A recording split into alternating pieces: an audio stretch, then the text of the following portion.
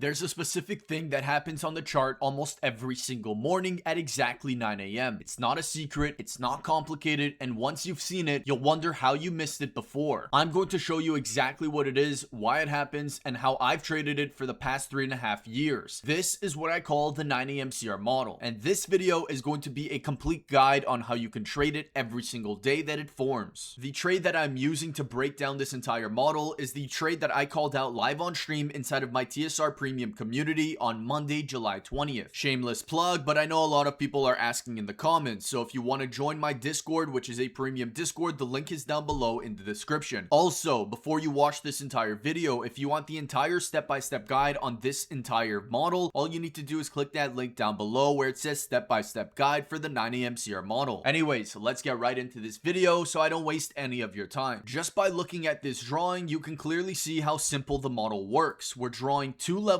for the base of our range. We want either end of this side to be swept to then target the opposing end. I'm not even kidding, dude. It is that easy. But first, let's talk about the confirmations that are needed. So the model itself is called the 9 a.m. CR model. Trading this strategy is extremely easy, and we're looking for just 5 single confirmations. I'm going to explain what this 6th one is in a second. Confirmation number 1 is going to be the higher time frame bias, and you're going to find this on either the 1 hour or the 4 hour time frames. If both the 1 hour and 4 hour are aligned, then even better. They don't necessarily need to be the same. However, you're going to need to use the draws on liquidity, which will ultimately lead me into number 6 here, which is the draws on liquidity. So it's not essential part of the model, but ultimately, in order to have a true higher time frame bias, you're going to be led to the draws on liquidity, which is going to give you much more conviction on where price should eventually head towards. Don't worry if you're confused right now. We're going to talk about this in a few minutes. Confirmation number 2 is a higher time frame key level, and again, this is going to come from either the 1 hour or the 4 hour time frame. You might be wondering, what exactly is a key level? A key level on the higher time frame, such as the 1 hour and 4 hour, is basically a fair value gap or a swing high or a swing low. Now, of course, there's order blocks, there's mitigation blocks, there's breaker blocks, there's rejection blocks. I don't use them on the higher time frame as my key levels. You can do as you wish. However, I'm just here sharing exactly how I trade the model. So my higher time frame key levels are only coming from higher time frame fair value gaps and higher time frame swing highs and swing lows. Confirmation number 3 is to draw the 8 a.m. 1 hour candlestick high and low. That's exactly what you see right over here on the left hand side, where we have the 8 a.m. 1 hour candlestick high and the 8 a.m. 1 hour candlestick low drawn out and extended over to the right. That is basically the key concept of this model. We're using the 8 a.m. highs and the 8 a.m. lows as our range, and we need to sweep one end of that range while ultimately tapping into a key level and having our higher time frame bias as well as draws on liquidity all in alignment.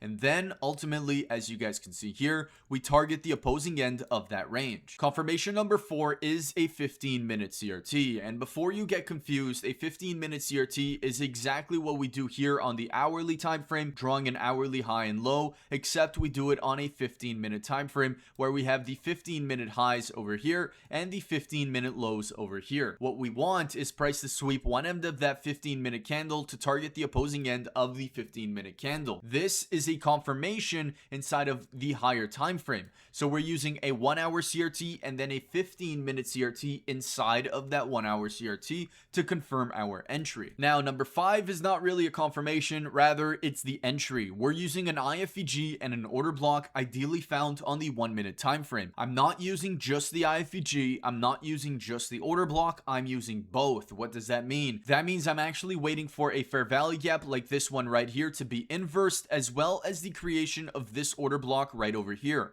So the entry would come in right there and not right over here. Now that I have explained every single confirmation, let's actually look at this concept right onto the charts over here. Alright, so step number 1 is to jump to a 1 hour time frame. You can see that we have the 8 o'clock highs right over here and the 8 o'clock lows right over here. Let's draw those out and confirm one of the confirmations. Next step, we need to look for any key levels above or beneath that 8 o'clock range. Well, we have a 1 hour swing high that's right over here to the left hand side. And why is this a swing high? Because there's a lower high on the left and a lower high on the right. Is there any key levels beneath the 8 o'clock lows? There's only one 1 hour swing low, and it's all the way down here, so it's quite far away. We also have an hourly fair value gap in the same area of that hourly swing low, so let's let's draw that one out as well. On the Monday of July 20th, I also analyzed that price has a daily fair value gap right above us, and you can see that right over here, clear as day. What I like to do with my daily fair value gaps is if there's a volume imbalance that's consecutive to the gap, I attach both the fair value gap and the volume imbalance together to create one fair value gap. This is ultimately a higher time frame key level as well. So what we're going to do here is just mark this out as a daily fair value gap. Now that we have all the key levels around the 8 o'clock range drawn out, and we have the 8 o'clock highs and lows drawn out as well, we're going to jump to a 4-hour time frame to talk a bit about the bias. The way I read bias is super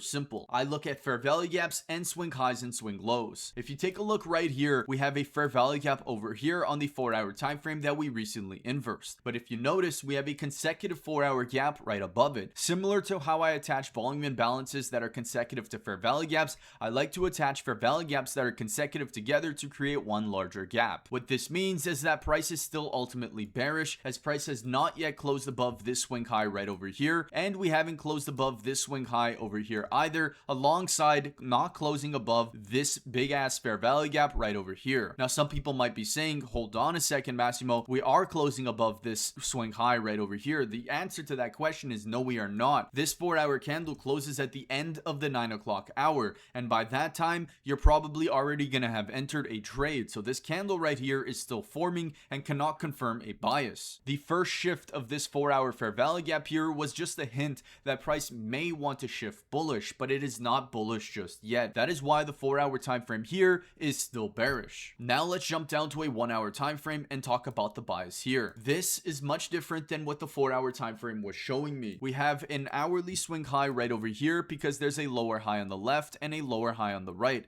We close above that with the 7 a.m. candle. That ultimately means that we are bullish on the hourly time frame. Not only did we close above this swing high here, we also closed above this swing high right there, this swing high right here, and this swing high right here as well. Not only did we do that, we also closed above this one over here on the left hand side from the previous day. That would mean that the 1-hour time frame is bullish. Now we have to make a decision. If the 1 hour is bullish but the 4 hour is bearish, where is price most likely to go? Now this is where things kind of get complicated, but not really, because I'm going to teach you the simplest way to look out for this. Let's jump down to a 5 or 15 minute time frame and talk about draws on liquidity. This is where the draws on liquidity, that's step number 6, really comes into play, especially when there's two conflicting time frames, being the 4-hour and 1-hour time frames. So on the 5-minute time frame right over here, what do you notice and what sticks out to you like a sore thumb? Well, there's no real clear draws on liquidity to the upside. Yes, we have a daily fair value gap. Yes, we have an hourly key level. And something else to point out is that we are pretty close to the highs rather than we are from the first hourly key level beneath the 8 o'clock lows. There is a very high chance that we hit these highs before we come down and run for the lows. Now there's something else that's even more important. We have relative equal lows right over here at almost the current low of day. The low of day being right over here in the Asia session. However, we have relative equal lows forming between Asia and London.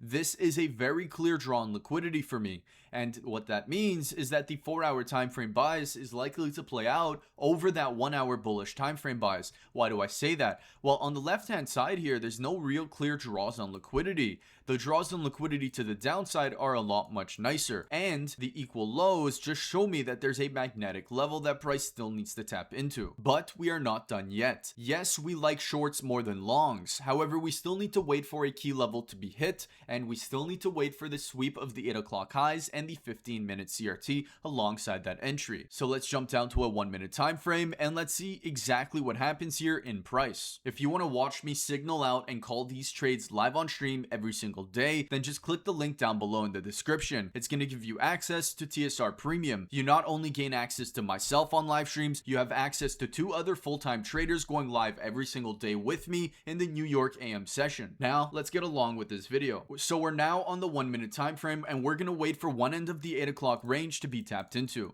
Alright, so we have market open right here, pushing prices to the upside. Look at the 1 minute time frame. What did price just do here? Well, we actually created some relative equal lows right over here on the 1 minute time frame. That tells me that price is likely going to come back down to these levels here, and of course another set of relative equal lows, or call it equal lows, right over here as well on the 1 minute time frame. So right now we have two lower time frame equal lows and one higher time frame equal low all the way at the current low of day. That tells me that there's a high likelihood that this market open is simply manipulation above the 8 o'clock range, tapping into some liquidity, which would be the key level to then push its price to the downside. The only thing that we're missing now is the 15-minute CRT and the entry. You can see that price is tapping into this key level right here, but we still need to wait for the 15-minute CRT. So let's hop onto a 15-minute time frame and draw the 15-minute high and the 15-minute low. What we do is we take the last 15-minute candle. The last 15-minute candle of this range would be this candle right over here. But if you notice, this thick down close candle is the biggest candle in the range, and every single one of these candles spent its time inside of that range. That means this high has been hit, but the low has still not been hit yet. So we're going to use this high right over here, which is the 8 o'clock highs, as our 15-minute candlestick high. The time right now is 9:35. There's about 10 minutes for this 15-minute candle to close that we're currently in, which closes at 9:45. Let's see what happens next. So price decides to continue expanding to the upside, and it is currently 9:39. Is there a chance that price can close back beneath the 15-minute candle in order to catch an entry short? I don't think so. However, of course, we can always wait. There is a fair value gap right over here to the left hand side, and we need to wait for this to be broken through in order to confirm an entry short. Again, we still have a fresh daily fair value gap right above us, and it's not likely that price will close beneath the 15-minute CRT. For a 15-minute CRT, we're not necessarily waiting for the candlestick to be closed, but we need to anticipate that this 15-minute candlestick will close beneath the previous 15-minute candlestick's high to confirm what is a CRT. So now let's jump back down to the 1 minute time frame and see what happens next. As we fast forward in time, you can see that there was actually no IFVG here, so there was not even a potential setup. Fast forwarding again, the time is currently 9:45. This means that we have a new 15-minute candlestick high and low that we must draw out. And if you notice something right above this 15-minute candle, we have an untapped daily fair value gap. That's likely going to be the key level that we're going to use to enter short. So let's go ahead and draw this 15-minute candlestick high right over here and the 15-minute candlestick low, which is right over here. This is going to be the range that we're going to potentially use to sweep and push prices back to the downside. Let's jump back down to the 1 minute time frame and see what happens next. You can see right over here, ever so slightly, price tapped above that 15-minute candlestick high into the daily fair value gap, using it as the key level, and we're seeing immediate reactions to the downside. This is exactly what we want to see. If we jump to a 15-minute time frame, you can also see that as well. We came above the 15-minute candle right over here into that daily fair value gap, and we're starting to move lower. This is what looks like a perfect 15-minute CRT. So if we take a look at this setup right over here, which you should probably have already written on a cue card, we have the higher time frame bias, which is bearish on the 4-hour time frame. We also have the higher time frame key levels, which is that daily fair value gap that we tapped into right now, alongside this hourly swing high right over here on the left hand side. We also have the 8 o'clock highs and lows drawn out, which is right over here, the 8 o'clock highs and the 8 o'clock lows. We also do have the 15-minute CRT, and now all we're waiting for is the IFVG and the order block in order to enter the trade. I forgot to mention, but we also have the draws on liquidity, which of course are the 1 minute equal lows right over here